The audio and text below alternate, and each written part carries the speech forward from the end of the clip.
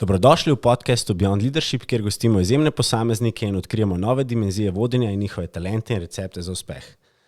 Z menoj je danes en zelo poseben posameznik, ki ima ogromno različnih klobukov in vlog, tako da lepo pozdravljam, Lovro. Živo, zdravo. Zdaj, preden začneva, pa pogledava v tvoje izjemne dosežke, razmišljanje, kako ti vodiš, kako ti dejansko deliš, pa opolnomočiš svoje ekipe, bi te jaz rad našim poslušalcem predstavil. Zdaj, ti imaš več klobukov, si izvršni direktor A1, si priznan svetovalec večjim podjetjem, si tudi mentor, predavatelj z področja marketinga in prodaje. A1 si se pridružil leta 2017 kot glavni direktor prodaje in naročniškega sektorja, 2018 si prevzel še močnejšo vlogo kot managing director. Pred prihodom na A1 Slovenija pa si bil od leta 2007 direktor podjetja Linea Directa, ki mislim, da ga vsi poznamo, sestrskega podjetja Studio Moderna, ki se je takrat na 19 trgih vzhodne in srednje Evrope ukvarjal s storitvijo klicnih centrov ter prodajo in z upravljanjem popolnih nakupnih izkušenj, kjer ste imeli več kot 350 poslovnih partnerjev.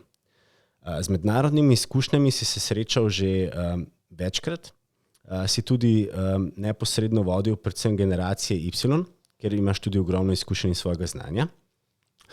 Svetoval si ogromno mednarodnim podjetjem na področju prodaje, marketinga ter vzpostavitve in upravljanja učinkovitih prodajnih timov.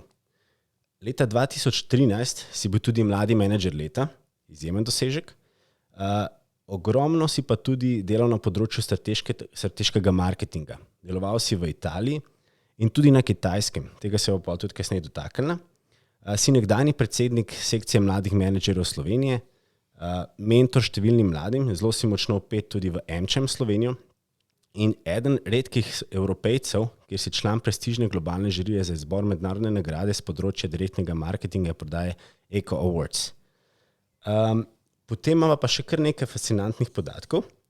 Trenutno je pod tabo več kot 500 zaposlenih, A1 Slovenija ima več kot 700 tisoč uporabnikov.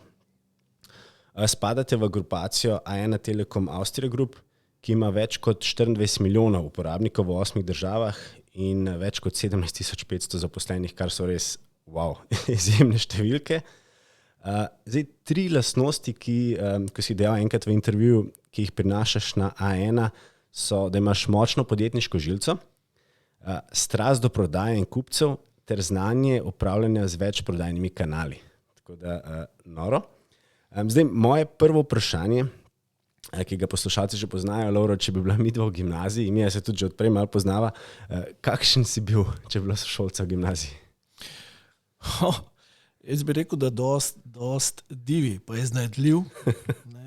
Mislim, da bi veliko športala, na različne načine, da je v tem tako reči politično korektno. Veliko bi tudi skupaj potovala. Delala različne obšolske dejavnosti, verjetno tudi kje kakšno podjetje skupaj ustanovila, in take stvari. Moram reči, da te gimnazijska leta na gimnaziji Poljane so bila zame zares zanimiva, fajn. Jaz sem prihajal takrat izven Ljubljane, bil sem eden redkih vozačev v razredu. To seveda za sabo prinese pluse pa minuse. Zdaj pluse to, ker valjda je imel vedno vlak zamudo, ali pa kakšne podobne izgovori, minus je pa to, ker pač sem na dan dejansko investiral skoraj 2 ure časa v vožnjo.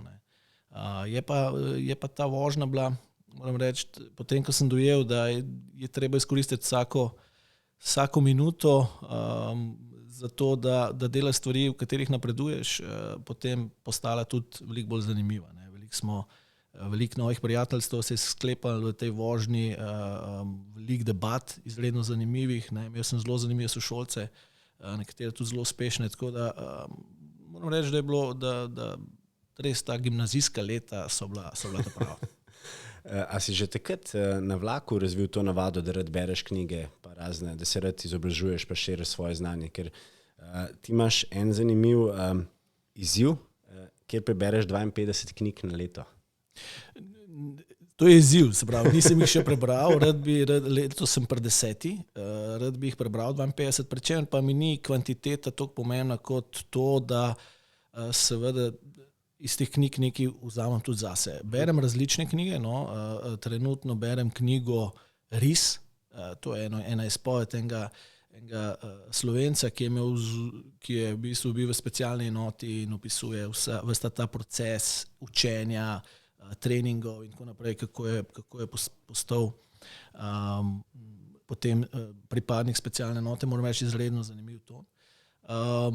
V gimnaziji nisem bil toliko, da bi rekel, še zavzet v tej smeri. Ja, vse tudi sam veš, ne. Takrat smo bili mladi, ne. Ti grejo predvsej druge stvari po glav kot osebni razvoj v tej smeri. Ne.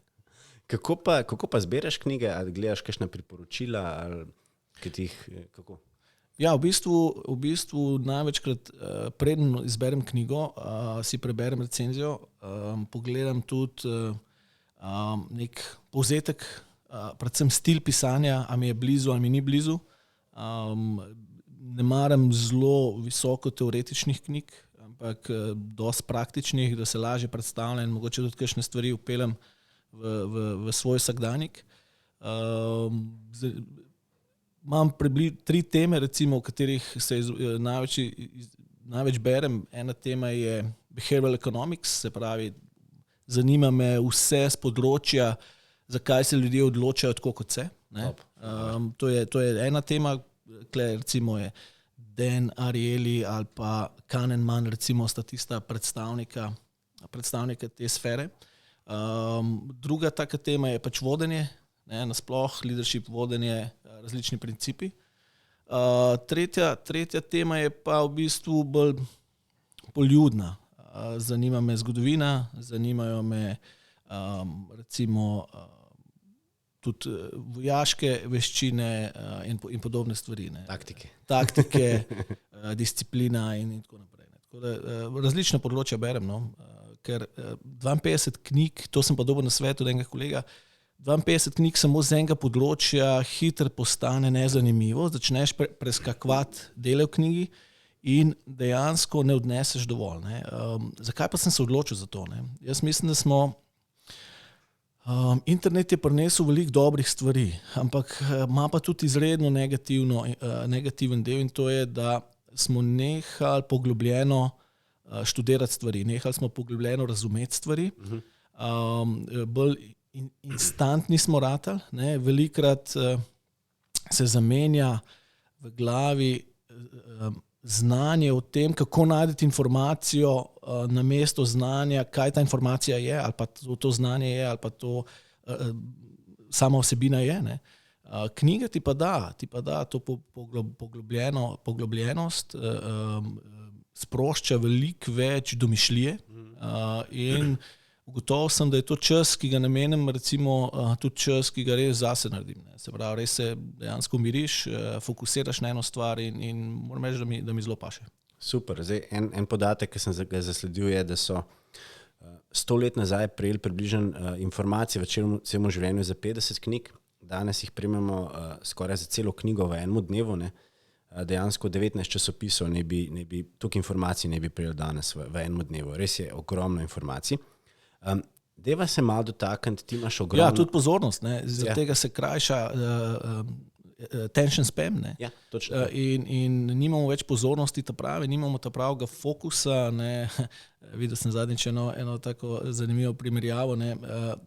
Človek ne bi imel v tem trenutku samo še 8 sekund attention spana, zlata ribca pa 7, ne. Tako da, se pravi, nam to dejansko obilica informacij in jaz tudi mislim, da bo v prihodnosti čist nov skill. Pri naših otrocih recimo se bo razvil čist nov skill. Ne. Če smo mi imeli skill, kako priti do informacij, kako čim več informacij počrpati, kako čim bolj različne vere dobiti za to, da si imel široko znanje. Jaz mislim, da bodo naši otroci mogli predvsem se naučiti skilla, kako iz obilice informacij razbrati prave in neprave. In jaz mislim, da to je nekaj, kar bo izredno težko. To je veliko težja naloga, kot smo imeli mi. Ne. Super. Deva se še malo dotakniti, ti imaš ogromno različnih vlog. In me zanima, a imaš ti kakšno posebno rutino, kako se tvoj delovni dan začne, si splaniraš cilje tedensko, mesečno? Daj začenjaš dan. Ne, jaz ne začenjam tako zgodaj dan. Nisem jutranji človek. Moram reči, da ga izredno pozno končujem. Ne. Jaz končujem dan med 7:30 in 2:00 po noči, ampak potem recimo, da ne 7:30 recimo poležim, potem največkrat začnem z knjigo. Sploh zdaj, ko sem si ta cilj zadal in je treba dejansko biti kar discipliniran, da vsak dan nekaj prebereš. Potem pa služba in dajmo reči po službi pa obvezno tudi družina in pa šport. Ne. To mi veliko pomeni. Zdaj cilje si zastavljam en teden naprej. Jaz v petkih naredim en tak rezime tedna. Tudi postavim si cilje za naslednji teden. Delovnik se mi ponavadi začne v nedeljo zvečer, kjer ponovno pogledam stvari in se pač pripravim na tisti teden. Ne. Tako da ja, všeč mi je zelo fleksibilen delovni čas, ne, zato da lahko različne stvari urejam in tudi dopuščam veliko fleksibilnost tudi pri mojih sodelavcih, ne, ker osnovna filozofija, ki jo imam, je pač stvari morajo biti narejene, ne glede od kje pa kdaj. Ne. In moram reči, da se kot tim izredno dobro temu ujamemo. Ne. Deva se še dotakniti, ker si zdaj lepo navezavo naredil na ekipo in ogromen. Tudi jaz, ki sem bil včasih še del Studia Moderne oziroma revije Viva, smo se zgledovali po tebi in smo te gledali in tudi danes, ki se pogovarjam z tvojo ekipo, pravijo res, da imaš izjemen talent za povezovanje in dejansko vsi vejo, kaj je treba narediti. Kaj je tebi recimo pomembno, ko sestavljaš ekipo? Kakšne lastnosti iščeš kot vodja? Zdaj, načeloma se pri ljudeh, pri ekipi vedno gledam 3 stvari. Ne? Lastnosti, sposobnosti in znanja. Pri čemer so mi najbolj pomembne lastnosti. Tu mimo osnovne poštenosti ne gre, mimo osnovnih lastnosti skila sodelovanja, pa pripravljenosti za delo, pa neke interne motivacije, ki jo vsak človek ima, ne, to ne gre. Vse ostalo jaz mislim, da ne. Če so potem še prave sposobnosti, je znanje v nekem trenutku irelevantna stvar. Zato, ker če človek ima prave lastnosti in pravo znanje, pravo kulturo, prav način dela, pravo voljo, potem se vse nauči. In jaz imam rad pač takšne ljudi, ki so športniki po duši. Ne? Se pravi, ni nujno, da so dejanski športniki, ampak športniki po duši. To pomeni, da je ena njihovih pomembnih vrednot vseskošnje napredovanje. Se pravi, napredovanje vsak dan, vsak teden. Ne? Jaz mislim, da je to osnovna vrednota pravih ekip. Da želijo napredovati in da želijo napredovati skupaj. To je zelo pomembno. Skupaj. Ne? Tako da ker vodenje ni tekma v egotih, v egocentričnosti, ampak je to tekma v učinkovitosti. Ne? Se pravi, delati moramo stvari, ki so učinkovite. Ni nujno, da so to moje odločitve ali pa od koga drugega. Delati moramo pač stvari, da smo bolj učinkoviti, kot smo bili včeraj. Ne? In osnovno, jaz imam 3 principe pri vodenju, zelo enostavne. Ne? In sicer vse dovolim, razen 3 stvari pa ne. In to želim prenesti tudi na vse ostale moje sodelavce. Prva stvar je, ne dovolim nespoštovanja. To pomeni, ne dovolim, in tle imam res ničelno stopnjo tolerance. Se pravi, nespoštovanje med sodelavci, nadrejeni, podrejeni, sodelavci do podjetja, do našega partnerja, do stranke in tako naprej. Nespoštovanje ne sme biti. Ne? Druga taka stvar, ki je, ne dovolim ponavljanja napak. Zelo sem vesel, če delamo napake, ogromno jih naredim, ne, tudi sam. Ne, načeloma je temu tako, dober menedžer približno 60%, ali pa odličen menedžer 60% odločitev sprejme prav, 40% pa sigurno ne. In to je vrhunski rezultat. Ne. Tako da napake delamo vsi in je prav, da napake bi mogli celo slaviti. Ne, mi v Sloveniji sicer te kulture nimamo, ne, da slavimo napake, da failerje pokažemo. Ne. ker to je investicija. Napake so investicija, medtem ko ponavljanje napak je pa strošek. Ne? In dejansko naš posel ne delamo zato, da bomo ustvarjali dodatne stroške. Ne? In zato me moti ponavljanje napak, pri čemer sem probam biti zelo odkrit pa transparenten pri tem, ko pride do napak. Zelo hitro se soočam s tem, ne pometam napake pod preprogo, ker mislim, da je prav, da smo odkriti en do drugega, tako odkrit odnos, tudi ko se naredijo napake, ne, pa ko se išče rešitev naprej, ne, je prav, da se razvije, pri čemer ne smemo ene osnovne napake narediti in to je, da velikrat vprašamo, zakaj se je to, ali pa da najprej sprašujemo, zakaj se je to naredilo, zakaj, preden se vprašamo, kako bomo to rešili, pa kako bomo v prihodnje spremenili, ne, da se to ne bomo naredili. Ker če vprašamo, zakaj, je v osnovi psihološki element ta, da se ljudje postavijo obrambni mehanizem. Ne? In veliko časa porabimo za pojasnjevanje, manj časa pa potem za rešitve. Ne? Jaz probam obrniti to logiko, najprej se pogovarjamo o rešitvah in potem pogledamo nazaj o napakah. Ne? In tretja stvar, ki jo ne dovolim, ne, je pač ne dovolim slovenskega nacionalnega športa. Ne? Kaj misliš, kaj je to? Zavist oziroma nepovezovanje. Ne, jamranje. Okay. Jamranje je tak en velik nacionalni šport. Ne? Res je. Velikrat se zalotimo, ampak tega ne dovolim. Zato, ker jamranje dejansko ne ustvarja dodane vrednosti, ampak ustvarja samo negativno energijo, poklopi možgane, da bi razmišljali ustvarjalno, da bi iskali rešitve. In vsem je težko. Ne? V tem trenutku je vsem podjetjem težko. Ne? In če ti jamraš, ni nič lažje. Ne? Ja, to je res. In kar je pa še najbolj pomembno, je, da nobody gives a damn. Ne? Dejansko ne. Tvoje stranke ima vse, če ti jamraš, ne? Tvoji sodelavci ima vse, tvoji partnerji je vse, državi je vse, če jamraš. Ne? Se pravi, vsem je vse, če ti jamraš. Ne? Edino dvema osebama recimo ni vse. Ne? In sicer prvo je ki s tabo jamra, ne? Ker vedno najdeš enega, ki je zelo hiter, partnerja v tem, ne? Zelo hiter ne? Najdeš, pa mogoče tvoji mami. Ne? Ampak če te pravilno vzgajala, potem dejansko tudi ona ne želi, da jamraš. Hiter, ja.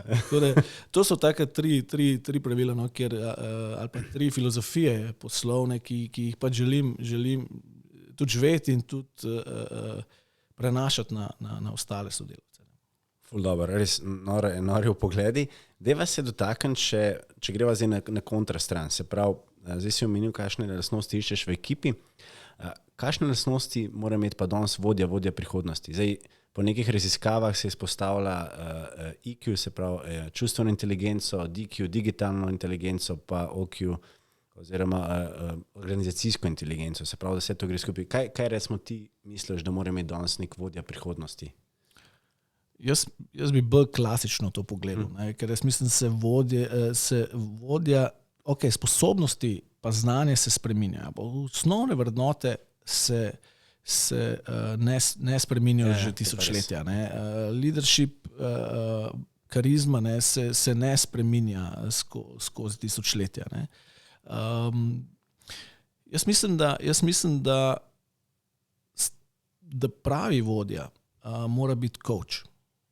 Pravi vodja mora biti tako imenovani transformacijski vodja. Se pravi, mora iz svoje ekipe potegniti največ. Ne? Pravi vodja se mora zavedati, da ni odgovoren za rezultate, ampak je odgovoren za ekipo, ki te rezultate naredi. Ne? Pravi vodja dela ljudi okoli sebe samozavestne. Glavna vloga pravega vodja je, da naredi okoli sebe ljudi, ki so maksimalno samozavestni. Ne? In še en element. Pravi vodja mora narediti okoli sebe ljudi, ki ga lahko kadarkoli zamenjajo. In če se mi zavedamo te vloge, ne, potem ekipa fantastično funkcionira. Ne, okoli sebe imaš A-playerje, okoli sebe imaš samozavestne playerje, ne, okoli sebe imaš ljudi, ki hočejo vsak dan napredovati. In ko enkrat to dosežeš, da vidijo, da je ekipa bolj pomembna kot oni posamezno, si naredil svoj job. Ker potem je vse lažje. Ne? Potem je vse lažje in jaz mislim, da se te parametri vodenja ne spreminjajo. Ja, seveda, z novimi znanji, z novimi sposobnostmi, mora vodja biti tudi on the edge tega, ne? Mora tudi razumeti. Ni nujno, da čisto razume tehnologijo. Jaz mislim, da je bolj, da ljudi razume, ki upravljajo to tehnologijo, ne? In pa da jim da moč, odločanja. Ne? Jaz se spomnim enega nasveta, ki sem ga dobil od enega mojega mentorja. Ne? Vodja nikoli ne odgovarja na vprašanja, ne? Ampak vedno zastavlja vprašanja. Ne? Ker ljudje morajo sami priti do vprašanja. To je tako, kot za vzgojo svojih otrok. Ne? A jim želiš ribe prinesti ali želiš jim jih naučiti, kako ribe loviti. In jaz mislim, da prave vodje učijo ostale, kako ribe ujeti. Dati dodatno samozavest, seveda tudi maksimalno podporo, takrat, ko je težko. Ne? Ampak tudi takrat, ko je težko, ne sme vodje sprejemati odločitve za svoje sodelavce. Ker, če to dela, dejansko prevzema na sebe preveliko vlogo, ne? Ker kaj za firmo bolj tvegano? Ne? Da vodja sprejme neko kompleksno odločitev, kjer ima v povprečju 2 do 3 minute časa, da prvič sliši zadevo, drugič jo razume in tretjič se odloči, ali da nekdo, ki je o tem 3 ure prej razmišljal, ima vse informacije in tako naprej, se odloči. Jaz mislim, da je najbolj tvegano za firmo, da se šef odloči. Kratkoročno in dolgoročno. Ker dolgoročno pa to pomeni, da se bo mogel za vsako stvar odločiti. In potem, malo grdo bom rekel, ne, okoli sebe ustvarjaš socialne idiote, ne, zdaj, malo močna beseda, ampak dejansko ustvarjaš pač ljudi, ki ti dvigujejo tvoje probleme na višji nivo, namesto da jih rešujejo. Ne. In to je povezano tudi s samozavestjo. Ne. Kdaj si bolj samozavesten? Če ti sprejmeš odločitev, ali da jo nekomu prineseš, pa nekdo drug namesto tebe sprejme odločitev na dolgi rok. Ne. In to je osnovna moja filozofija. Ne. Ustvarjati ekipe, ki bodo samostojne, ki se bodo odločile samostojno, pri tem jim maksimalno zaupati, seveda jih challengeirati, seveda odločitve poznati, seveda tudi kakšno kakšno kontrolni mehanizem uvesti, ne? Absolutno, zato da so zadeve vsaj v tem percepcijskem smislu maksimalno pod kontrolo. Zdaj mi vse pod kontrolo noben ne moramo imeti. Zdaj to, kar mislimo, da lahko imamo, je napačno. Ne? In več stvari, ki imamo pod kontrolo, delamo osnovno napako. In to je, več stvari vlečemo nase, več stvari imamo pod kontrolo, prej postanemo bottleneck. Ne? In ko enkrat šef postane bottleneck, ga organizacija odreže, ne? Ali pa zapusti. Ne? In to je osnovi napaka, ki jo veliko vodi dela. Ne? Vleče na sebe stvari zaradi osnovnega nezaupanja do sodelavcev. Ne? In zgodba je pa zelo enostavna. Če ne zaupa sodelavcev, je bolje, da ne dela z njim. Ne? Ali pa vse naredi, da mu boš lahko zaupal. Da je ta skupaj prve taske narediti, ne?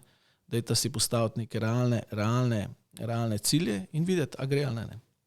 Zdaj, navdušen sem res nad tvojim odgovorom in 2 stvari bi se dotaknil. Eno je, se pravi, opolnomočenje, drugo je pa, ki si izpostavil, in ni veliko vodij, ki bi dejansko to javno tudi povedal, da hočeš pripeljati ekipo tako daleč, da dejansko si nadomestljiv. Kar se mi zdi res zelo, zelo nora logika in absolutno se mi zdi, da je to prava smer. Da dejansko toliko zaupaš ekipi, toliko znanja jim daš, da te lahko danes zamenjajo in bo podjetje preživelo. Ne? Je obvezno. Jaz mislim, da je to obvezna naloga. Jaz mislim, da moramo dejansko iskati ljudi in jih pripeljati na ta nivo, da lahko kadarkoli zamenjajo kogarkoli v podjetju, bi jaz rekel. Ne? Jaz mislim, da mogoče mi še malenkost premalo te rotacije delamo znanja, ne? Ker bi bilo to mogoče še bolj potrebno, ker to široko znanje, poznavanje posla širše, ne? Nadgrajuje ljudi, ne? In jih dela bolj samozavestne. In jaz mislim, da je to prava smer. Ne? Moram pa reči, da imam trenutno ekipo res dobro. Ne? Res sem vesel, da delam z njimi, res mi je vsak dan čast prijeti v podjetje.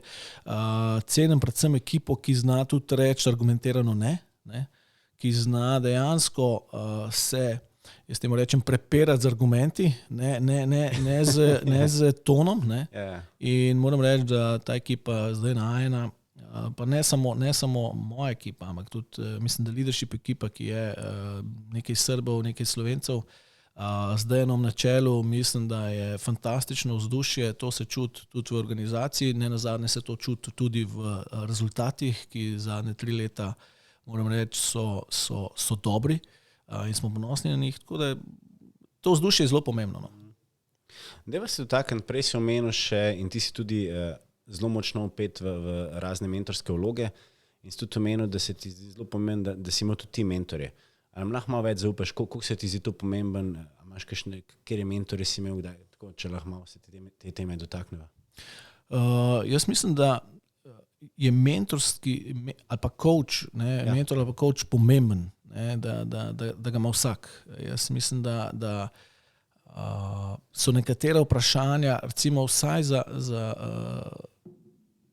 za mene, v tem trenutku takšna, ki jih lahko zastavim samo nekomu izven organizacije. Ne. Še posebej pa je pomembno, da imaš coacha, ko v teh začetnih fazah svoje kariere. Ne, jaz bi kle spostavil na Studiu Moderni tako Sandija, ki mi je dal priložnost in takrat sem še zelo mlad, najmlajši direktor takrat v skupini, izredno zelen. Mislim, da je ta šola Studio Moderna res ta prava šola za vsakega mladega človeka, ker je izredno zahtevna, več trgov, več kanalov, posebna kultura. Po drugi strani je bil pa moj mentor Duško Kos. Moram reči, da sem se od njega veliko naučil. Moram reči, da je veliko časa investiral v mene. Predvsem na način, da me je challengeral. Predvsem na način, da je večinoma časa me spraševal, me challengeral od začetka. Moram reči, da je bilo izredno neprijetno. Velikrat sem sanjal oba, tiste prva leta, ampak moram reči, da jaz sem pa človek, kjer so mi izzivi všeč.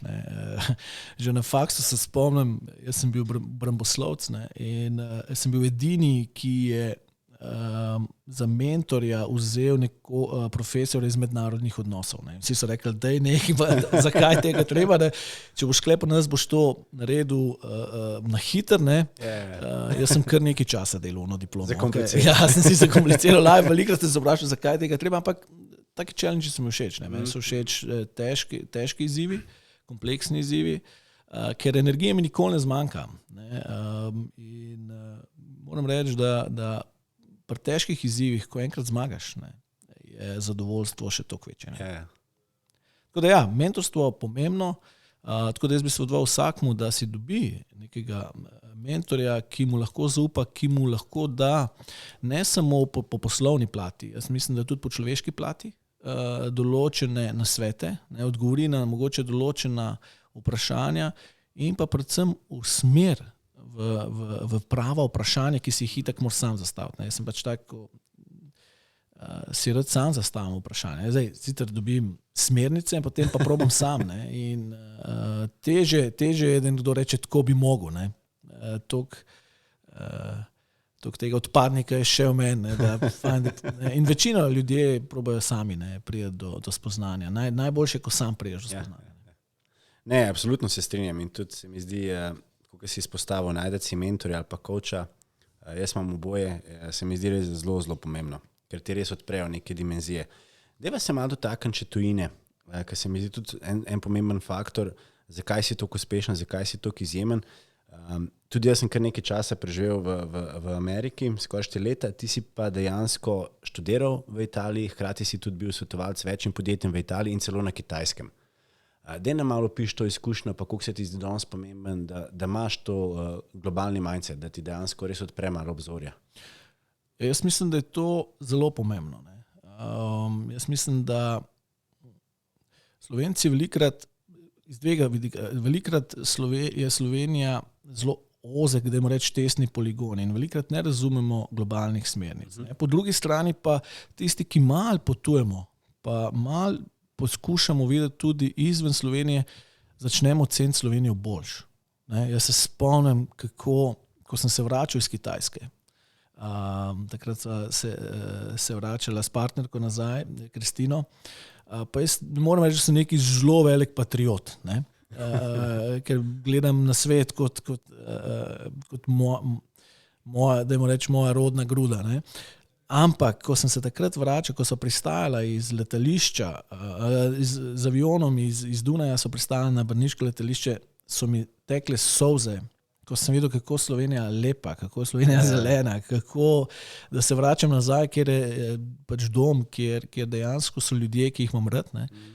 Moram reči, da mi velikrat pozabljamo na to, da Slovenija je en velik paradise, ne? Ena velika lepota, ne? Vse nam je pri roki, ne? Da sem, recimo, karikiram, kaj mislim s tem, vse nam je pri roki. Ne? Tukaj le potrebujem v Sloveniji približno 7 minut, da pridem od doma do pisarne. Na Kitajskem sem rabil 2 ure in pol od doma do pisarne oziroma do ebja. V eno smer. Ne?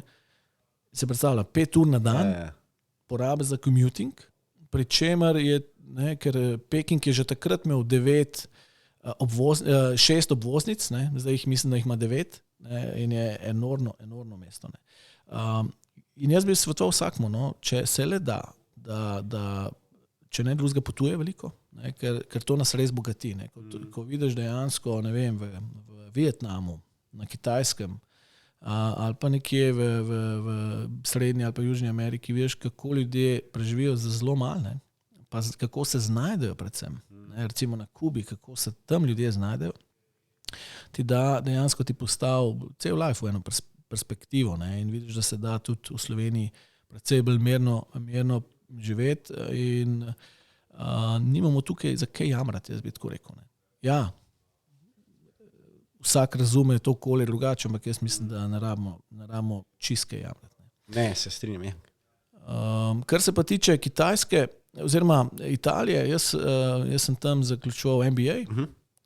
Moram reči, da sem imel takrat na izbiro blejskega ali pa tega italijanskega. Moram reči, da blejski je bil po kurikulumu in po fokusiranju na regijo zelo, zelo privlačen in izreden. Ne, moram reči, da profesori na Bledu so fantastični. Medtem, Kitaj je bil pa MIP School of Management je bil malo bolj globalen. Ne, jaz sem imel sošolce iz 21 držav, no, od Mongolije, Venezuele, super, Kitajske, Vietnama, Italije, Amerike in tako naprej. In še zdaj smo ostali v stikih. In no, ta globalnost takrat mi je bila izredno zahtevna, moram reči, ne, ker jaz sem le družboslovec, ne, potem sem šel delati MBA, kjer je bilo zame veliko novega, no, in delovniki naporni. No, ta MBA mi je pol pa tudi omogočil, da gremo na Kitajsko, kjer smo skoraj na leto z partnerko preživela, delala tam za eno italijansko podjetje ženskega spodnjega perila. Moram reči, da je bila ta izkušnja Sliši se zelo zanimiva. Zelo zanimiva, ne? Ampak moram reči pa, da življenje na Kitajskem je bilo pa izredno zahtevno. Ne? Mislim, da so bile tista percepcija, ki sem si jo ustvaril pred odhodom na Kitajsko o neki, dajmo reči, v neki državi, ki je zaostala, ne, kjer je kulturološko čist druga, ne, je bila zelo napačna.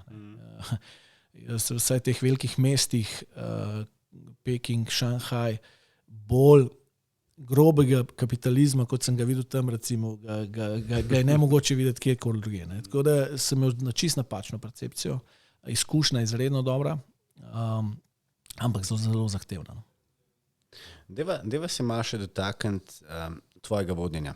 In sicer vsi vemo, da je lansko leto marca prišla pandemija, ogromno industrij se je zelo hitro digitalizirala, e-trgovina naj bi zrasla celo za 10 let v enem letu. Tako da me zanima, kaj je bil pa tvoj prva reakcija?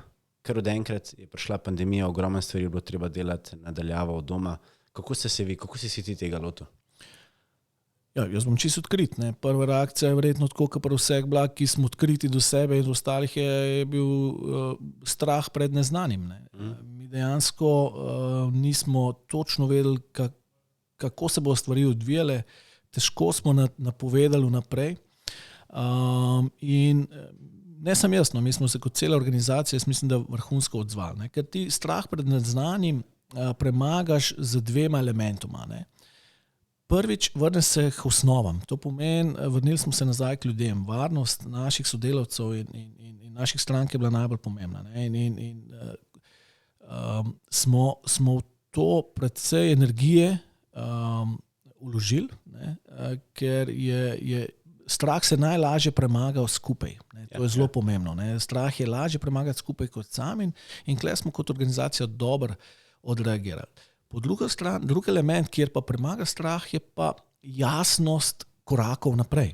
Ne? Jasnost komunikacije, jasnost ciljev. Ne? Mi smo dejansko cilje v trenutku spremenili, smo prilagodili kvartalne cilje, mi smo že kot organizacija prej te letne pa strateške cilje dejansko prestrukturirali v OKR-je, kvartalne OKR-je, ki nam omogočajo dodatno fleksibilnost in smo bili pripravljeni na to organizacijsko. Ne. Tako da smo te cilje hitro prilagodili. Največ smo pa investirali, tako sem rekel, v komunikacijo z sodelavci. Mislim, da smo vzpostavili kar nekaj elementov, kjer smo več kanalov komunikacije vzpostavili. Bili so čutni, pomagali tam, kjer lahko in seveda omogočali maksimalno fleksibilnost za naše zaposlene. In moram reči, da smo bili s tem tudi nagrajeni, ne, kot organizacija, kot vodje. Net promotor score, takrat interni, ki ga merimo in seveda ostali parametri, ko sodelavci ocenjujejo delovanje podjetja, so skočili. Lojalnost takrat je bila na začetku na maksimumu. Tako da jaz mislim, smo dobro delali. Ne. Tretja stvar, kjer pa smo posvetili svojo energijo, je pa pač sprememba v marketinško-prodajnem spletu. Ne. Odprli smo nove prodajne kanale, direktne prodajne kanale, ne. Trgovine so se nam zaprle, mi smo hitro reagirali, tako da smo v prvem valu, recimo za nove prodajne kanale, ne vem, mogoče si uspel zaslediti naš live shop, kjer mislim, da je bil zadetek popolno. Malo sreča, dajmo reči, malo sreča je bila tudi to, da na dan, ko so se trgovine zaprle, smo mi lansirali to, ne. Ampak sreča vedno spremlja hrabre.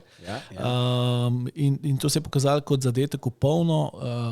Ljudi iz trgovin smo preselili na druge prodajne kanale, na telesales, v klicni center. In v tem prvem valu odlično oddelali. Ne. Mi smo nadomestili približno 40% izpada našega največjega prodajnega kanala preko teh prodajnih kanalov. Medtem, ker v drugem delu, potem pa smo seveda v drugem valu se še prilagodili in smo ta izpad popolnoma nadomestili. Tako da moram reči, da sem tukaj izredno ponosen, kako se je podjetje odzvalo fleksibilno in hitro. Ne. Velikrat govorimo o tej agilnosti, ampak te agilnosti brez visoko zavzetih ljudi ne more biti. In jaz mislim, da je AENA tukaj res odigral fantastično, kot skupina, kot ekipa smo odigrali fantastično. Tako da sem res ponosen. Super. Veliko podjetij, kot si omenil, je res zelo, zelo dobro odreagiralo, par podjetij imeli pa tudi izzive. In ena stvari, ki jo stalno ponavljaš in je res, se ti vidi, da imaš ogromno izkušenj in širino, je tudi vlaganje v zaposlene. Vlaganje v prepoznanje talentov v svojih zaposlenih.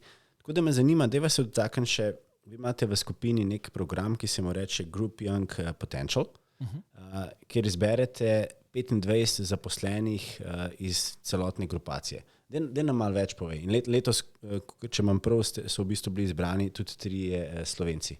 Ja, v Sloveniji imamo, moram reči, v AENA Sloveniji imamo kar nekaj izredno dobrih talentov. Ne? In moram reči, da sem še posebej ponosen, kot tak velik delež mojih sodelavcev dobi priložnost se izpopolnjevati v nekih grupnih šolah ali pa v nekih pri nekih vsebinah, ki jim bojo sigurno pomagale v lifeu. To je izredno dober program. Moram reči, da je izredno zanimiv program, kjer od vsakega posameznika zahteva ne samo, da posluša vsebino, ampak da tudi nekaj pokaže, da tudi nekaj naredi. S tem dobijo posamezniki ne samo novo znanje, ampak tudi vidnost v grupi, ne, ker v takih velikih korporacijah je oboje pomembno. Ne. So pomembni rezultati, je pomembno tudi vidnost. In seveda konec koncev vsi grejo za to, da dobijo nov skill. Moram reči, da sem zelo ponosen, da tako velika organizacija, kot je Telekom Avstrija grupa, investira v ljudi res veliko. Moram reči, da jim da to priložnost. In jaz mislim, da je to nekaj, kar se vedno splača. Vedno je return na takšne stvari. Ker dobiš iz tega res izdelane posameznike, ki potem prenašajo, recimo še ena zelo pomemben element je, v tem teh 25 ljudi, prihaja iz cele grupe in večinoma so mladi, voljni izmenjave informacij in znanj, in mi smo kar nekaj dobrih poslovnih praks iz drugih držav dobili na ta način.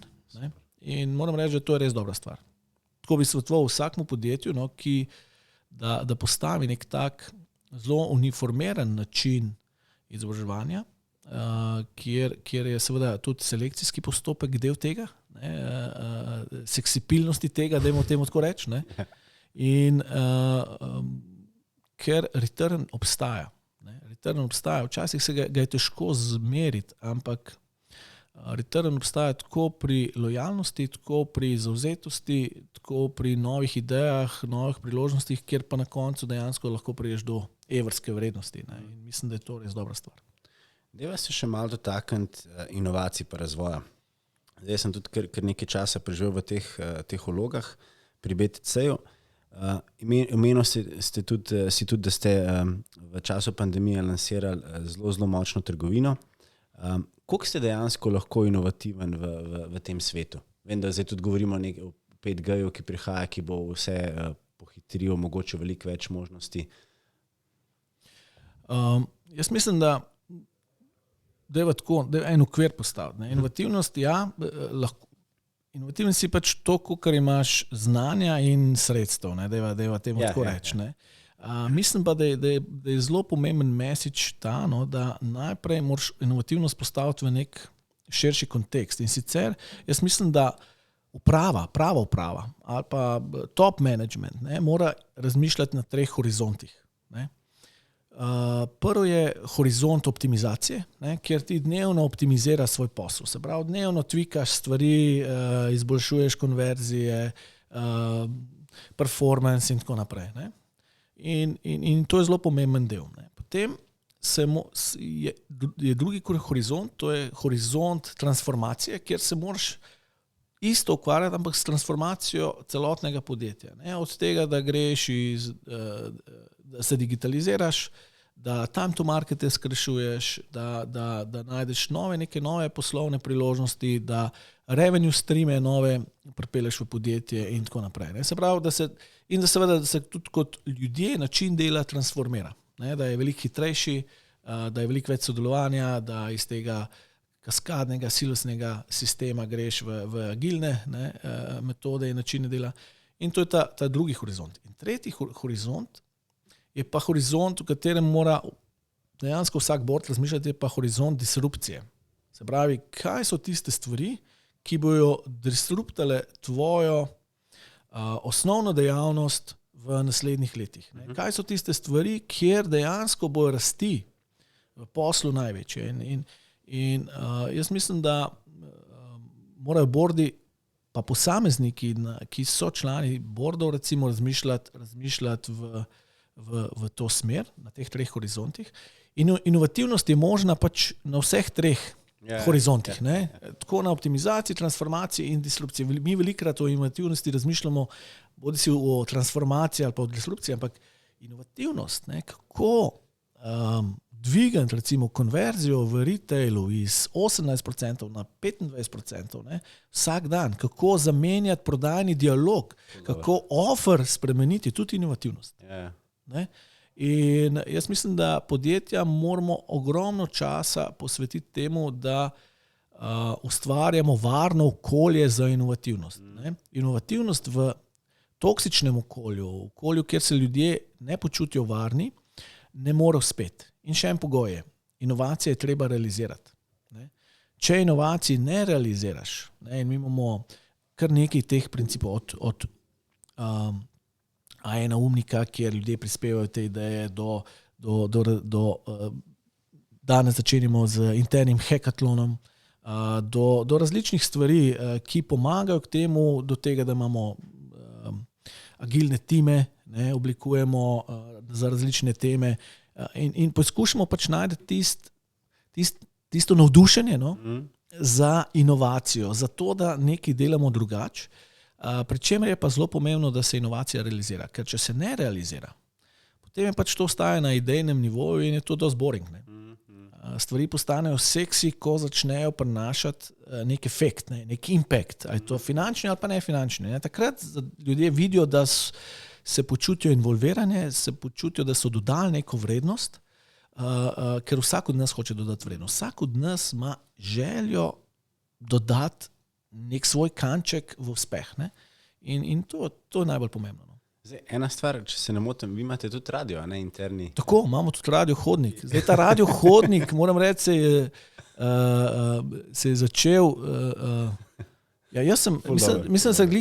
jaz takrat prihajal v podjetje in sem bil eden prvih gostov, ne, kjer so me dobesedno zgrilali, ne, ker je bil radio hodnik namenjen temu, seveda, da informiramo po eni strani informiramo se zaposlene na tak malo interaktiven način, po drugi strani, da izpostavimo ta prave zaposlene, ta prave vodje, ker delajo res dobro, delajo res lepe projekte. Ne? Ne vem, ene izmed elementov je tudi, da govorice naslovimo in podobno. Ne? In takrat se spomnim, je Dejan me roastal na tistem radiju. Moram reči, da izkušnja ni bila najbolj prijetna, ampak mislim, da so ljudje me spoznali tudi v drugi luči, ker jaz sem bil takrat čist nov. Ne? Kot nov pride z nekim določenim ruzakom od zunaj, ne? In je to način, kako se spoznavamo, kako izmenjujemo informacije. In radio hodnik je po mojem ena boljših praks, ki jih imamo v podjetju, da ne govorim o tem, da ustvarjalci maksimalno uživajo v tem. In dajo spet svoj kanček sebe, ne, v rezultat celotnega podjetja. No? In mislim, da je to bila dobra stvar. Ja. Super, popular, sliši se res, mislim, dobre stvari sem slišal tudi jaz o tem radiju. Deva se dotakniti, če ti si šel iz Linea Directe, kjer si vodil 220 zaposlenih, zdaj jih imaš 500, pa me zanima, kaj je bil pa v tvoji karieri, če pogledaš celotno pot, ki si jo prehodil, Američani temu pravijo, da aha moment, oziroma aha trenutek, ki si pa rekel, jaz pa hočem to delati, jaz pa v tem uživam, imam ogromno znanja, vem, da lahko veliko doprinesem. A je bil kakšen tak projekt, a je bil kakšen tak trenutek? Jaz moram reči, da je ta dogodek bil že malo prej. Jaz sem izredno užival v coachanju, vodenju. Moram reči, da še ko sem zaključoval študij, sem bil tudi trener ene rokometne ekipe dečkov, letnik 91, 92, se spomnim. In takrat te stvari takrat me najbolj navduševale. Ko sem videl, kako fantje sprejemajo nasvete, kako dejansko delajo kot ekipa, kako napredujejo. Ne? Moram reči, in to je bilo tisti element, kjer sem rekel, no, v tem pa jaz res uživam, ne? V nekem trenerstvu, vodenju. Ne? In to me še zdaj veseli. Ne? Zdaj imam to srečo, da imam dve res lušni hčeri, ne? In z njima veliko časa prebijemo v športnih dejavnostih, ne? In ni lepšega občutka, ko vidiš recimo, da hči naučiš bordati, smučati, da z njo lahko odigraš partijo tenisa. Ni lepšega občutka. Ne? In isto je sodelavci. Ne? Ko vidiš recimo, jaz imam par sodelavcev, ki pa tudi že iz Linea Directe. Iz Linea Directe moram reči, da je kar nekaj sodelavcev naredili potem zavidljivo kariero. In jaz sem na to najbolj ponosen.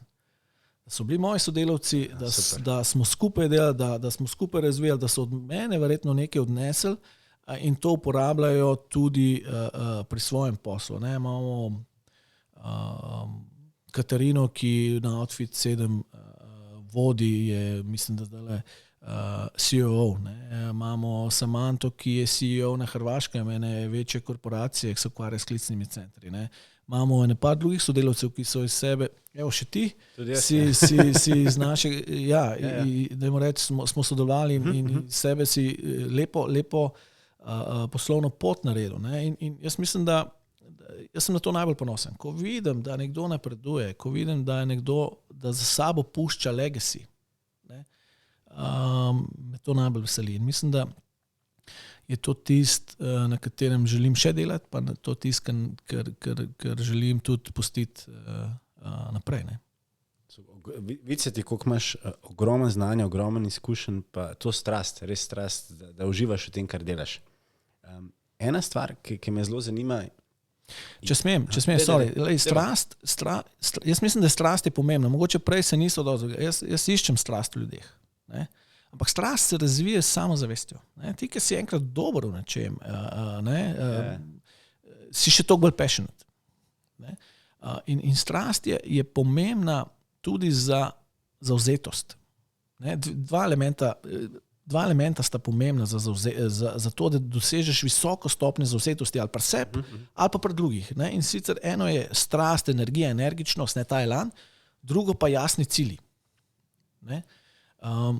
Podjetja velikokrat zamenjujejo dva pojma, in sicer zadovoljstvo zaposlenih z zavzetostjo zaposlenih. Ne? Ker zadovoljen zaposlen ni nujno zavzet zaposlen, to moramo vedeti. Ja. Medtem, ko zavzet zaposlen je vedno zadovoljen. In podjetja mi moramo delati po eni strani, da spodbujamo, iniciramo strast, po drugi strani pa, da imamo jasne cilje. Ko imamo jasne cilje, je vse lažje. Evo, sorry, sem te prekinil. Ne, super. Hotel sem sam slišati tvoje mnenje.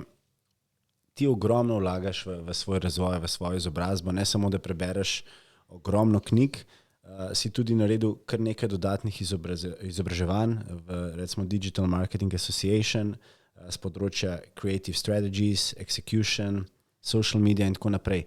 Koliko se ti zdi danes to pomembno, ker res je taka obila informacij, toliko informacij prejmo vsak dan, da dejansko vlagaš v vase, ker kar nekaj, bom rekel, vodi, mogoče ne dela tega, oziroma se ne zaveda pomembnosti tega. Kako bi ti rekel, da je to res danes pomemben, da res se zavedaš tega in veliko vlagaš vase? Ja, jaz mislim, če dolgoročno razmišljaš o tem, kaj želiš sebe narediti, potem je to ključnega pomena. Se strinjam, mi si premalkrat čas vzamemo za to. Ne? Velikokrat se zgubimo v operativnih stvareh, ne? V operativnih odločitvah. Kot sem že prej govoril, ne, to je velika napaka. Namesto da bi se ukvarjali tudi s svojim razvojem. Ne, ker kako boš razvijal ostale, če se sam ne razvijaš? Ne? In jaz mislim, da ta pravi vodje 20-25% časa namenijo tudi tem. Ne. Ni lahko, ne, ker to vse se zajeda v balance private business, ne, ta čas. Ampak ta pravi vodje gledajo ali pa gledamo na svoj posel kot poslanstvo, kot lifestyle in je to del lifestyla. A pa bi rekel, da je danes sploh nek mejnik oziroma ločnica med work-life balance, ker ogromen vodi, ko sem se pogovarjal recimo z Blažem Brodnjakom, z Damjanom Kraljem, v bistvu vsi uživajo v svojem delu in dejansko se zavedajo, da je pomembno, da se odklopiš, ampak hkrati, ker pa imaš tokrat svoje delo, si dejansko kar skozi malo pet. Ja, pet si skozi. Tudi jaz sem. Ne? Tudi jaz sem skozi pet, ampak najdem pa dnevno trenutke, kjer se izklopim. Ne? By the way, najbolj me izklopim, najbolj se izklopim recimo na smučanju. Ne? Ko grem z malima, recimo, ali pa ko gremo vsi smučati, ne? Sem ugotovil, da me to najhitreje spravi, najhitreje dobim energijo nazaj. Ja, ker je fokus na smučanju, na lepote, na gore, na gibanje in na druženje. večini primerov nimamo niti televizije, ne, s sabo in imamo neke družabne igre in to nas povezuje kot družino. Ne. In moram reči, da to sem gotov, da je najbolj učinkovit način, kako čez vikend to narediš. Ne. Tako da velikrat, veliko pravimo športati skupaj, ker to nas druži. Ne. Te spremljam in vidim, da res delate cela mesta iz Lego kock, da verjetno imamo v Sloveniji zdaj tvojo hčerko, ki bo naslednja svetovna prvakinja. Jaz mislim, da ni nujno, tudi ne želim, da nisem ziher še v tem trenutku, a bi želel, da je svetovna prvakinja. Da gre po tej poti. Kar je meni pomembno v tem trenutku, da razvije športne vrednote. Pa da uživa, ne? Ker se vidi, da... Zdaj, v tenisu glih ne uživa, ne? Tenis je tak poseben šport, izredno zahteven šport. Ne? Načeloma psihologi razlagajo, da se tenisa ne igra za veselje. Ne? Moram pa eno anekdoto, recimo. Ne, kako, jaz sem tako zelo znam biti impulziven. Ne. Jaz sem fajterski, se pravi, ne popuščam pri športu. Ne premagujem rad sebe, ne premagujem rad druge v športu, ne, zato so mi taki športi z žogo najboljši. Ne. Ko je hčera začela igrati tenis, ne, pa ko sem z njo igral tenis, sem hitro se zalotil kot starš, ne, da sem imel previsoka pričakovanja. Sem rekel, pa kako hudiča to ne moreš zadeti, zakaj to ne gre in tako naprej. Ne. Dokler nisem šel v šolo za starše vrhunskih športnikov, kjer pa so mi razložili... Wow, to pa top. Veš zakaj? Kaj se zgodi? Velikrat se zgodi nam staršem, da imamo pričakovanja večja, kot je naše znanje, ali pa ne samo znanje, ne, da sploh razumevanje nekega športa. Ne. In sem hotel razumeti ta šport. Tudi recimo, zdaj bom šel delati tečaj tenisa. Ne zanima me, da bom trener, ampak zanima me, da razumem tenis na drugačen način. Super. Da lahko, če že hčeri pomagam, tudi v tej smeri. Ne. No in tam je psiholog zelo enostavno rekel. Ne. Sem rekel, jaz se včasih pojezim na njo, kako ni mogla, je rekel, ti si menedžer. Ne, sem rekel, jaz sem menedžer. Okay. Koliko odločitev sprejmeš na dan? Sem rekel, ne vem, mogoče 10, mogoče 5, ne. Koliko je takih, ki so res stresna? Mogoče 1, 2. No, je rekel, tvoja hčer, koliko je stara? Takrat je bila še 8. Ne? Tvoja 8-letnica v enem teniškem meču sprejme med 600 do 900 odločitev. Okay? In ti nimaš nobene pravice biti jezen na nekoga, ker jih sprejmeš, ne? 90-krat manj, ne? Ali pa 100-krat manj. Ne? In ko sem to dojel, je dejansko res. Ne? Je pa tako. Tenis je, in zaradi tega je tenis izredno zahteven šport. Izredno zahteven šport, ki zahteva maksimalen fokus, ne, in ki ga držiš recimo uro pa pol, 2 ure. Ne. Jaz ko sebe vprašam, kdaj nazadnje sem 2 ure držal fokus, ga nisem. Ne, in pričakovati to od tvoje hčere, mislim, da bi bila največja neumnost. Ne. Tako da sem zdaj bolj zrelaksiran, poskušam ji pomagati z nasveti. Predvsem pa ji poskušam s tem, da jo spodbujam, da se ne predaja. Ne. Ker mislim, da to je pa ena lastnost, ali pa ni lastnost, to je ena odločitev, ne, ki jo ti sprejmeš ali pa ne, da se ne predaš. Ne, ker zelo enostavno je. Človeka, ki se ne preda, ga je nemogoče premagati. Nemogoče. Ne. Samo človeka, ki se preda, ga lahko premagaš. Ne. Pa tudi, če se nisi predal, pa si izgubil, nisi izgubil. Ne.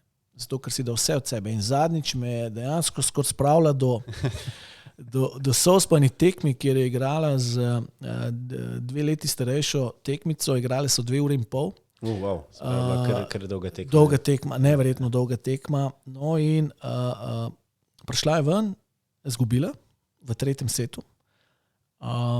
Prišla je ven in mi je rekla, tati, nič mi ne gre na jok, ne. Okay, ne, ker ponovadi mala zajokajo, ker si želijo zmagati in je to dobro. Ne. In sem rekel, kako pa to je rekla? Ja, zato, ker sem dala vse od sebe. Jaz sem tako, čakaj, to pa je nekaj, ker to sem rekel, veš, ta občutek, ko daš vse od sebe. Ne. Sem vprašal, koliko si pa ponosna od 1 do 10? Ne, rekla 10. dal sem vse od sebe. No, vse, ko veš, ta občutek je pa to, na katerem moraš graditi. Ne? In to je ena taka stvar, ki mislim, da je cool v starševstvu. No? Da doživiš take trenutke, še posebej, ker veliko vlagaš v to, ne? Da so otroci cool pa uspešni. Ne? Zdaj sem se kar naježil, ker si to zgodbo res noro. Deva se navezava na šport, ker jaz sem tudi kar lep čas bil športnik, še danes sem aktiven. Koliko se ti zdi pa to pomemben, če gledava malo paralela športa pa posla? Dejansko se naučiš sprejemati zmage kot tudi poraze, veš, da je treba iti naprej, je ta vztrajnost, ki ti jo dajo, ta borbenost, tudi tekmovalnost. Jaz mislim, da vrednote so iste. Ne? V poslu ali pa v športu. Ne? Je ena pomembna razlika, ena zelo pomembna razlika in to je, kako gledaš na kariero, ne, pa kako gledaš na posel. Šport ponavadi je tekma, končna tekma. Ne. Se pravi, ima jasna pravila, začne se točno tako in konča se točno takrat. Medtem ko v poslu pa je neskončna igra. Ne. Če gledaš na poslu kot neskončno igro, potem drugače igraš. Ne, če ti gledaš na posel kot končno igro, kvartalno igro, dnevno igro, letno igro, potem igraš drugače, kot če je to neskončna igra. Ne. In to je edina razlika. Vrednote so pa identične. Ne. In jaz sem najbolj vesel, recimo, da sem mi starši omogočili, da sem veliko športov probal, tudi dolgo let igral rokomet. Rokomet je taka zelo zanimiva igra, igra, kjer je ekipen šport, ne? Kjer sam ne moreš nič, ne? Pa kjer jih dobiš velikrat na gobec, ne? Čisto odkrito in se moraš pač znati pobrati potem. Ne? Jaz sem bil še nisem najbolj visoko rasel, ne? In sem jih velikrat dobil na gobec, zdaj v tem tako reči. In sem mogel pač razviti druge stvari, ne? Hitrost, eksplozivnost, iznajdljivost, pregled nad igro, ne? In moram reči, da od rokometa sem veliko odnesel. No? Tudi jaz sem kar lep čez treniral, res zelo, zelo lep šport. Ena stvar, ki me blazno zanima, je konstruktiven feedback. In sicer veliko, kad se pogovarjamo, oziroma veliko vodij izpostav, da daje feedback na način sendviča, se pravi prva dobra informacija, potem nekaj slabega, potem spet nekaj dobrega. Kako ti gledaš na to, kako ti daš recimo konstruktiven feedback, pa potem bi se dotaknil še, kakšno je tvoje razmišljanje glede motiviranja zaposlenih, kako to delaš? Zdaj, feedback, jaz mislim, da je najbolj pomembno pri feedbacku, da ga daješ, ne? Pa da si konsistenten pri tem. Ne? Zdaj, ja, tudi način, kako daješ, je pomemben. Mislim, da pa je bolj pomembno, da prepoznaš dobre stvari in slabe stvari. Ne? In da reagiraš na oboje. Jaz mislim, da konsistentnost sklepa frekvenca je bolj pomembna kot ton. Mislim, da moraš biti odkrit, ko daješ feedback. Jaz velikrat ne pakiram stvari. Tudi ne obremenjujem se z sendvič in podobnimi metodami, ampak pač povem to, kar mislim. Povem odkrito, povem z veliko mero strasti in pa povem zelo argumentirano. Poskušam vedno vsako situacijo pozitivno ali pa nekaj postaviti v širši kontekst. In jaz mislim, da je to najbolj pomembno. Se pravi, da poveš, kakšen dolgoročen impact neka zadeva ima. Jaz sicer glede na to, da sem športnik, uporabljam še malo bolj športne metode, imam tudi rumen pa rdeč karton. Ne? Pa izključitev? Ne, rdeč karton veva, kaj pomeni. In ljudje, moram reči, da niso bili navajeni na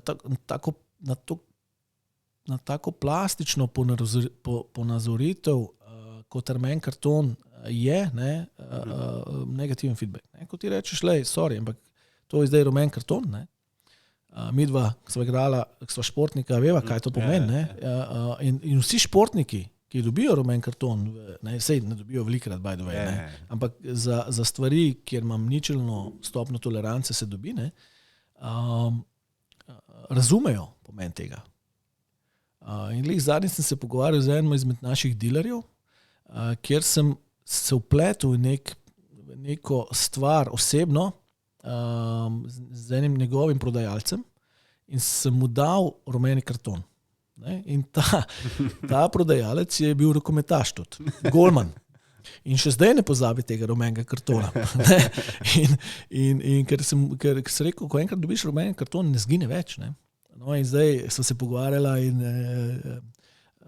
temu je še vedno toliko pri srcu ta rumen karton, da zdaj ga bomo motivirali na ta način, da bomo osebno vzel rumen karton nazaj. Ja, ker je res dober človek. Moram reči, da je vzel to takrat zelo pozitivno in napredoval osebnostno in ima zdaj vrhunske rezultate, vrhunski odnos do stranke in se je zaslužil to. No. Top. Deva se dotakniti, če bi šel lahko nazaj v preteklost, a je kakšna stvar, oziroma kakšen nasvet bi si dal, a je kakšna stvar, ki bi rekel, ne, Lovro, pet reš tako, ali pa reš po tej smeri? Ja, jaz mislim, da bi sigurno kakšne stvari naredil drugačne. To absolutno ja. Jaz mislim, da so me velikrat stale predpostavke vnaprej. Ne? Veliko napačnih odločitev sem naredil zaradi predpostavk. Namesto da bi testiral, sem raje predpostavljal. Ne? To je ena taka stvar, ki mi je položil tako v zibelko še Sandi Češko, pa nisem najbolj verjel. Ne? On mi je rekel zelo enostavno, Lovro, assumption is a mother of all fuck ups. Ne? Ko enkrat si predstavljaš vnaprej, pa nisi se testiral, ne, si že naredil napako. Ne. In velikrat se nam je zgodilo, ko smo se govorili, to bo šlo, to ne bo šlo, ne, to bo kupci kupili, to ne bojo kupili, ne, smo gledali poseb. Ne. Trg je pa čisto drugače odreagiral. Ne. Se spomnim kar nekaj produktov, recimo na Studiu Moderni, ne, za katerega bi rekel, to ne bom ben živ kupil, ne, pa so se prodajale v 10,000, 100,000 kosih. Ne.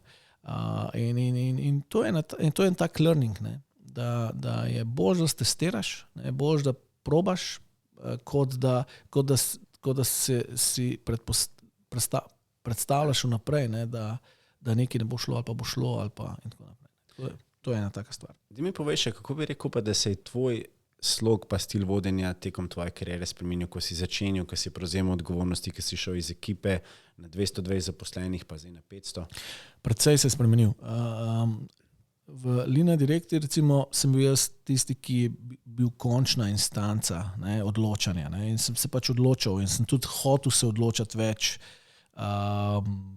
prevzemati večino nase. Ne. Potem sem se naučil, da to ni moj job. Ne, da moj job je pač delati ekipo močnejšo, bolj samozavestno in da ekipa pač mora oddelati. Ne.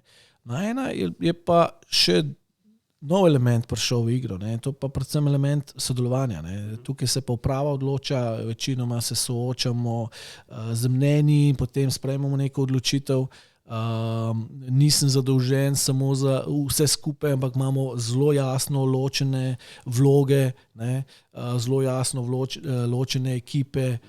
In če sem se prej recimo vtikal v dost malenkosti, pa dost nivojev niže, ne, zdaj ne. In mislim, da to je ena taka stvar. Druga taka stvar, ki pa je, pa mislim, da sem vseeno postal boljši poslušalec. Sicer sem še vedno izredno hiter pri odločitvah, ne, to včasih sodelavce moti, ne. Včasih sem bil še bolj črno-bel pri odločitvah, ne, bolj brezkompromisen. Ne. Zdaj pa mislim, da sem se naučil vsaj malo poslušati, sprejemati različna mnenja, predvsem pa nekaj. No. Z dvigom samozavesti sem predvsem prišel do možnosti, da ko vidim, da se motim, ne, da tudi spremenim odločitev. Ko vidim, da ni prav, ko vidim, da dejansko argumenti, lahko moji ali pa od nekoga ne držijo, potem lahko spreminjam odločitve in tudi mnenje. In tudi več priložnosti dam ljudem. Ne. Včasih je bilo to ena in to je bilo to. Ne. Zdaj jaz mislim, da sem se naučil to, da za veliko ljudi, no, je prvi vtis bil napačen in so potem se pokazali kot vrhunski ljudje, kljub temu, da sem jaz na prvem vtisu rekel ne, nekakor. In to, no. Mislim, sem bolj zrel, nisem več toliko zaletal. imam pa še veliko stvari za izboljšati, tako pri načinu vodenja, kot pri komunikaciji, kot pri poznavanju vsebine, ki jo delamo. Ne. Tako da, tukaj sem še dosti na začetku. Lovro, deva se dotakniti še tvojega osebnega življenja, malo kaj rad bereš, kaj recimo tvoj najljubši citat, pa najljubša knjiga? Moja najljubša knjiga je knjiga, ki sem jo bral, mislim, da je leto Barcelona Way. Ne, to je knjiga, ki v bistvu govori o kulturi nogometnega kluba Barcelona. Ne, v bistvu kulturi, ki jo je vzpostavil Cruyff, ne, ki je potem zamrla in jo je potem šele Guardiola pripeljal nazaj in Guardiola takrat dejansko postavil nazaj tiste vrednote, ki jih je Barcelona imela in spravil dejansko nazaj na zmagovalna pota. Ne. Mene zelo zanimajo te stvari, ne. Kaj dela športne dinastije toliko uspešne. Ne? Ti lahko enkrat zmagaš, ampak kaj pa so dinastije, ki, ne vem, Manchester United, ne, pod Alexom Fergusonom, Chicago Bulls pod Philom Jacksonom, Lakersi, Boston Celtici, ne, ali pa recimo pod Belčikom tale, kaj so že, zdaj mi pa všel, ameriški nogomet, no. Vem, kaj misliš. New England Patriots, ne? Se pravi, mene to zanima, kako lahko top menedžeri, trenerji prispevajo k oblikovanju dinastij. Ne? Tako da to je ena taka knjiga, ki se jo splača prebrati, ne? Ki je res po eni strani iz tega teoretičnega vidika v vodenju, ta teoretični vidik preslikajo na nogometni klub in če kaj, preberite si to knjigo. No. Ta je res dobra. Super, hvala. Kaj bi pa rekel za zdaj hobije, si že izpostavil potovanje, tenis, smučanje, ogromno prebereš. Kaj pa kakšna najljubša serija? Pa najljubši podjetnik, to je nujno mora. Zdaj najljubša serija, zdaj več jih je, moram reči, gledam večinoma, ali so to zgodovinske, želim gledati serije bodisi z političnega marketinga ali pa po resničnih dogodkih. Ne. Recimo ena moja najljubših res, ki sem jo pojedel, ne, po bingeov, ne, je The Band of Brothers. To v bistvu govori o enem mislim, da je 82. padalski bataljon, ki je pač na dan D skočil na obalo Normandije in se pač njihova zgodba dogaja. In moram reči, da mi je fantastično bilo predvsem to in velikrat moram reči, sem po koncu dobil rosene oči, ne, ko se je zaključil filmski del, so umontirali tudi intervjuje z dejanskimi temi borci tam, ki govorijo in se spomnijo, ne. In ko sem videl to strast, ne, to takrat pripadnost, to voljo, ki so jo hoteli, to me vedno navduši. Top. Kaj pa najljubši podjetnik? Zdaj najljubši podjetnik, v Sloveniji me je veliko inspiriral Sandi, no, Sandi Češko, moram reči, od vsega začetka, mislim, da je to Studio Moderna ena taka zgodba, ki je prava slovenska multinacionalka, se pravi šla iz Slovenije na 23-25 trgov, na vseh teh trgih imela dominanten položaj in mislim, da to Sandi, pa ne samo Sandi, tudi ekipa, ne, tam je bila res dobra ekipa, ki je to postavila. Tako da tudi zaradi tega sem se jaz pridružil z največjim veseljem, ker sem tukaj videl eno veliko inspiracijo, ne. Takrat Lina Direkti, Studio Moderni.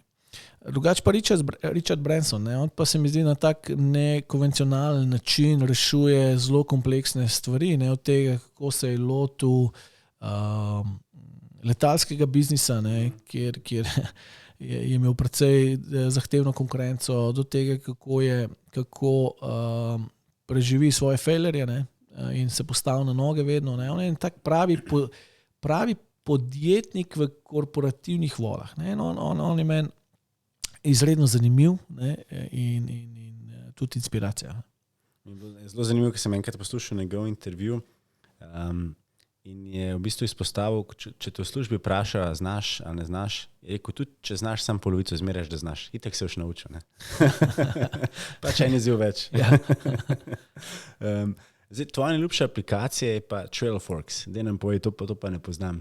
Ja, Trailforks je pa v bistvu aplikacija, kjer ti pomaga najti downhill pa kolesarske poti.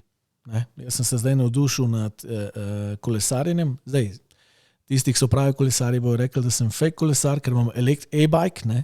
Ampak moram reči, da e-bike se je dejansko zlil z mojo filozofijo kolesarjenja. Ne? Jaz ne kolesarim zato, da bi premagoval samega sebe. Sovražen, ko mi pljuča in srce rine čez ušesa ven, ne? Gor v hrib. Ne? Jaz rad uživam na kolesu in z e-bajkom točno to delam. Uživam, naredim veliko več kilometrov v krajšem času, kot bi jih drugače. Lotem se podvigov, ki si jih nikoli ne bi lotil z navadnim kolesom, hkrati pa lahko kolesarim v družbi, ne? Ker si pač prilagajaš. Medtem, ko z navadnim kolesom, če je en zelo močen, ne, težko z njim kolesarš. Ne? In lahko tudi veliko debatiraš na kolesu, kar je meni še posebej fajn. Moram reči, da sem kar nekaj sestankov naredil na kolesu in zares uživam. No in ta Trailforks pa pač po celi Sloveniji so noter urisane te kolesarske, predvsem downhill poti, temu se reče singlece oziroma take malo bolj adrenalinske, ker uživam v tem adrenalinu, ne, nadomešča smučanje po zimi, ne, in moram reči, da je res dobro. Tako da ta aplikacija, vsi, ki ste na kolesu, je pomenilo, da jo imate. Zdaj pa še najpomembnejše vprašanje, in sicer zaključno vprašanje. Zdaj mi imamo že kar lepo skupnost, več kot 2000 poslušalcev, že več kot skoraj 19 000 poslušanj, vse skupaj. Tako da od študentov do predsednikov uprav, do direktorjev, kaj bi bili tvoje 3, recimo, zaključni nauke ali pa tvoje zaključni nauke bi ga delil z našimi poslušalci? Par sem jih že omenil, ne? Sem mogoče povzel. Prvi je seveda assumption is a mother of all fuck ups. Ne? Nikoli ne predpostavljamo naprej, dajmo testirati, ne? Nikoli se ustaviti zato, ker predpostavljaš vnaprej. Naslednja stvar je, ne glede na to, če misliš, da zmoreš ali pa ne, imaš prav, ne? Jaz mislim, da to je vedno tako, ne? In tretja stvar je, ne, če se ne predaš, pač te noben ne more premagati. Jaz mislim, da ta attitude bi mogli imeti vsi, ne? Sploh zdaj v tej situaciji, ki je zahtevna, ne? Ki je drugačna, zahtevna predvsem zato, ker je drugačna, ne? Mislim, da operativno ni toliko zahtevna, kot je percepcijsko, ne? Ampak jaz mislim, da se ne smemo predati. Jaz mislim, da je to zadnje, kar lahko naredi človek, ne, da se preda, ker pol je res failure. Zdaj, dragi poslušalci, z nami še enkrat je bil Lovro Peterlin, izvršni direktor A1, priznan svetovalec, mentor, predavatelj z področja marketinga in prodaje. In pa moram reči, da verjetno en mojih najljubših gostov, ker so tudi skupaj delali, tudi jaz sem te občudoval takrat, veliko smo se od tebe učili, pa dobivali ogromno nekih materialov, pa dodanih vrednosti, tako da Lovro, še enkrat najlepša hvala za tvoje res izjemne poglede pa izkušnje. Hvala tebi za povabilo.